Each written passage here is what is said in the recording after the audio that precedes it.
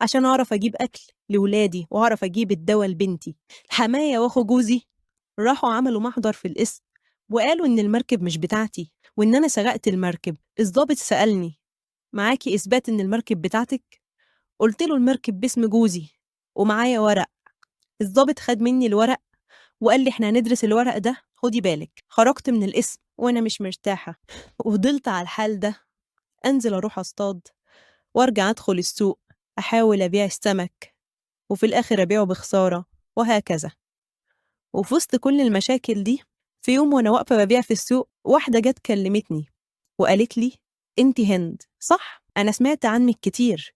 قلت لها: ايوه. قالت لي: شوفي يا هند، انا هعرض عليكي اننا نشتغل مع بعض، يا ريت تيجي ونتقابل في مكان ونقعد نتكلم. رحت قابلتها في مكان بره وقالت لي: شوفي يا هند، انا عندي مطعم جوزي الله يرحمه سابهولي وانا عايزه افتحه، ايه رايك تشتغلي معايا ونفتح مطعم سمك؟ قلت لها: هفكر. ولما رجعت البيت وفكرت، قلت يمكن ده رزق لعيالي، احنا محتاجين فلوس، ليه لا؟ اتصلت بيها وقلت لها اني موافقه اشتغل معاها. ومن ساعتها بقيت اصطاد واودي المطعم واشتغلنا مع بعض، والحمد لله كسبت فلوس حلوة وقدرت أجر شقة وأعلم عيالي وحققت نجاح كبير.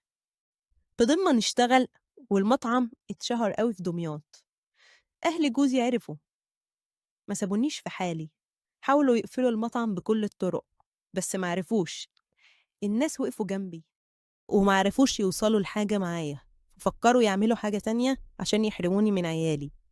وأنا راجعة بالليل لقيت أخو جوزي ومعاه 2 حاولوا يهددوني ويضربوني، بس أنا صوتت ولميت عليهم المنطقة وعرفوا يمسكوهم متلبسين، ورحنا القسم ورفعت عليهم قضية ورحنا المحكمة. وأخيرا وبعد تعب كتير المحكمة حكمت إن أهل جوزي غير أوصياء على أولادي وإن أنا الوصية الأولى ليهم، وده الصح لأن محدش هيعرف يكون بيحب ولادي أو يهتم بيهم غيري، لأن أنا أمهم. وبعديها المطعم كبر أكتر واشتغلت كتير والمطعم كبر أكتر وأكتر، وسيد الغول بقى هو اللي بيتحايل عليا عشان أشتري منه وأنا مش بوافق، واتمسك في قضية فساد ورحت شهدت عليه لأنه كان يستاهل كده ويستاهل النهاية دي. أما بالنسبة لبنتي، اتعالجت وبقت في حضني كويسة واطمنت عليها. وفي نهاية حكايتنا عاوزة أقول إن الأم أكتر حد في الدنيا بيخاف على عياله، وإن لازم الأطفال تكون تحت وصاية أمهم مش أهل الزوج، لأن ده اللي المفروض يحصل، ولازم يتعاد النظر في القانون لتغيير الأوضاع دي. وما تنسوش تعملوا لايك وتسيبوا رأيكم في التعليقات، والسلام عليكم ورحمة الله وبركاته.